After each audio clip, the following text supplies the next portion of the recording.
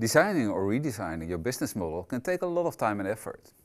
So how can you make sure that the process is going to be swift? In addition to this, you want to be flexible and able to respond quickly on changes in the market. So how can you achieve agility? How do you balance thinking about customers, your product or service, the technology you might use, and the design of your business model at the same time? This block is dedicated to answering these questions. You will learn how to be agile when designing or redesigning your business model. In this video, we will first explain the definition of agility. What is it? What business tools, for example, from the Business Makeover platform could be useful? How can you organize the business model process to become flexible and still take customers' wants and needs into account? Most of the time, someone has an idea and then start thinking about the innovation. This innovation can be a technology, a new product, or a service improvement. Engineers or product developers put a lot of effort in these new ideas. And then they start thinking about questions like, who is my customers? How am I going to make money out of this? And what are people willing to pay? This behavior is typically for a lot of startup companies when they start thinking about entering the market.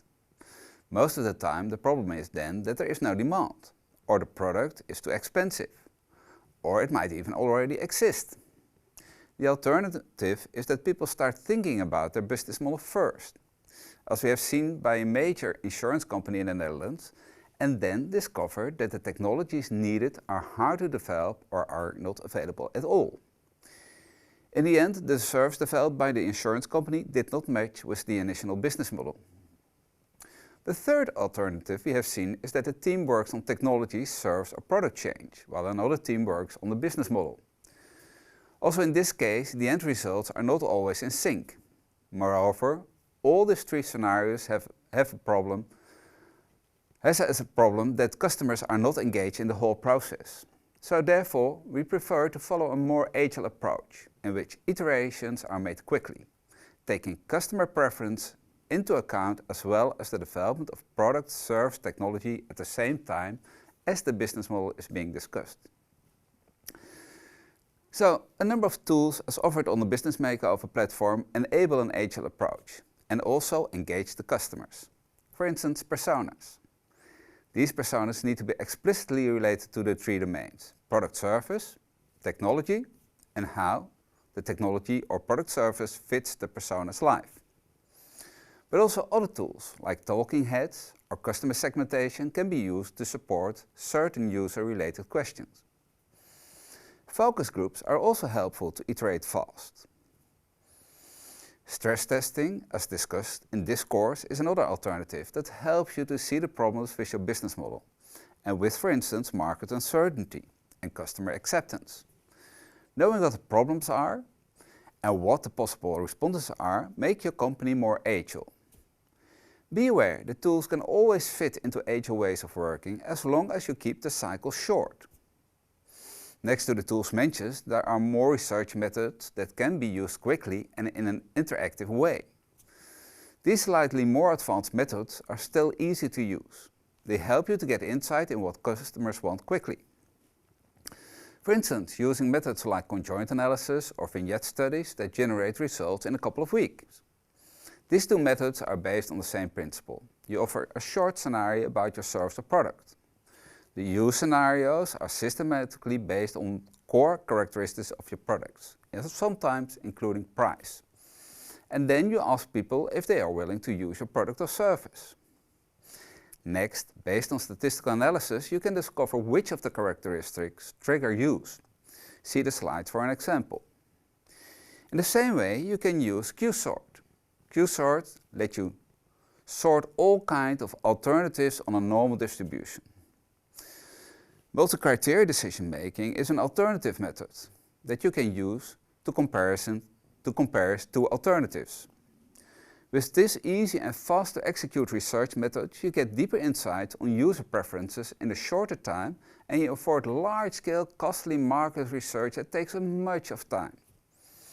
In the later phase, you can use experiments or even data on usage after market rollout.